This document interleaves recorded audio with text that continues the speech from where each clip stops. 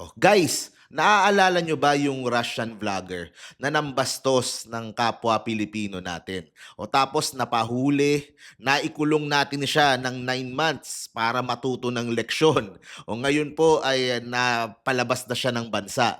At kung ano-ano na yung sinasabi. Well, sa totoo lang, napahiya kasi siya sa buong mundo. 'Di ba? Dahil sa sobrang yabang niya, sobrang bastos niya, yan tuloy tinuruan siya ng leksyon ng Pilipinas at ikinulong ng 9 months.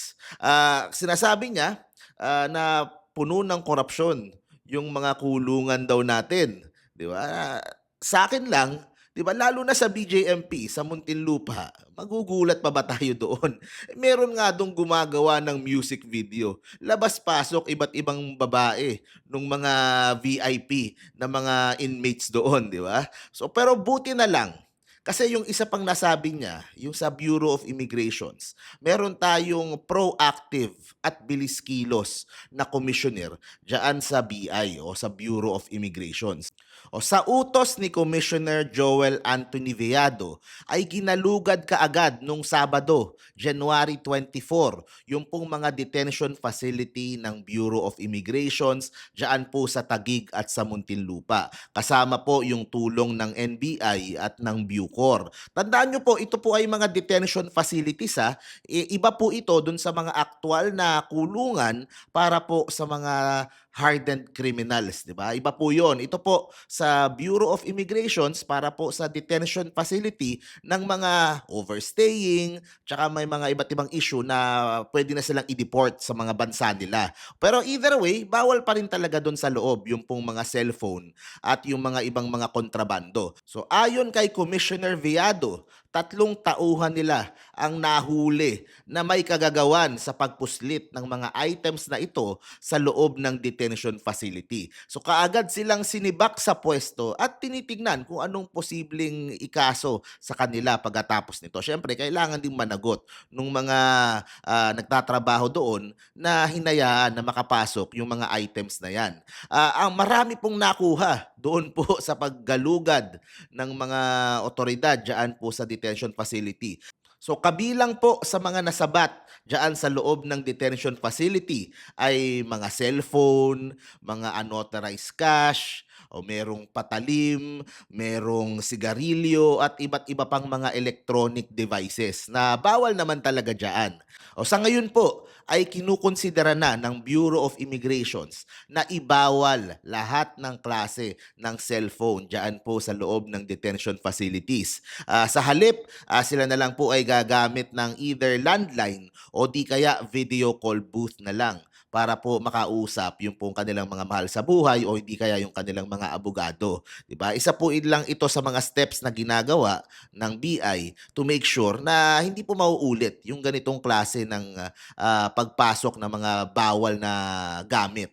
So dagdag pa ni Commissioner Joel Anthony Viado, kapag may nangyaring pang-aabuso, dapat agad na kumilos. So para po sa akin, yan po ang tamang aksyon ng mga leaders po ng bansa po natin kapag may nakitang ganyan, 'di ba? Sa akin ay tanggal kaagad yung pong mga empleyado nila na nagkasala at gumawa ng kalokohan. At pagkatapos tignan ano yung pwedeng ikaso sa kanila. Para sa akin po, masyadong na-normalize na eh. Like doon sa mga kulungan natin, 'di ba? Sa BJMP at sa iba pang mga kulungan. Parang na-normalize na yung pagpapasok ng gano'n, magbabayad lang sila tapos maipapasok na kahit anong gusto nila doon sa mga kulungan. 'Pag yung mga mayayaman, mga VIP. Well, wala pong ganyan sa Bureau of Immigration. They want to make sure na maayos yung kanilang mga detention facility, yung pong pagkain na sino-serve po nila ay maayos, parang normal na pagkain natin, 'di ba, yung mga binibili sa karenderya, gano'n. Yung pong mga banyo ay maayos, o kahit na detabo, ganyan naman tayong mga Pilipino. And yung pong kanilang facility ay ano, matino naman. Mukhang magulo lang sa gamit itong si Vitali. Kaya parang gano'n yung itsura. Pero kung titingnan niyo, maayos yung mga detention facility. And ulitin ko po, hindi ito kulungan talaga. This is a detention facility para po sa mga foreign nationals na may kaso o baka may deportation proceedings o basta do'n sila muna nilalagay bago sila ibalik do'n sa kanilang place of origin. So kay Commissioner Viado, ipagpatuloy nyo lang po yan, baguhin natin yung lumang kultura, yung maling kultura na pera-pera dumadaan lahat, di ba? At sana po ay ganyan din ang mangyari sa BJMP at sa ibang mga kulungan sa bansa.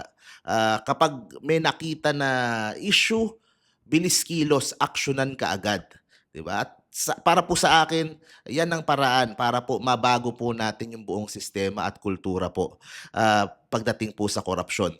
At para po kay Vitali, deserve niya na makulong ng 9 months dahil loko-loko siya at tarantado siya at ginagago niya yung mga kapwa natin Pilipino. Ano pa yung ilabas niya dyan, ano pa yung sabihin niya dyan, napatunayan po natin na dito sa Pilipinas, kahit ikaw ay sikat, 'di ba? Sikat na vlogger, maraming followers sa social media, malaki yung influence. Hindi ka namin palalagpasin ng hindi tinuturuan ng leksyon. At yan po yung ginawa natin dito kay Vitali. At yung mga napansin niya, 'di ba? Alam naman natin nangyayari talaga sa ibang kulungan 'yan.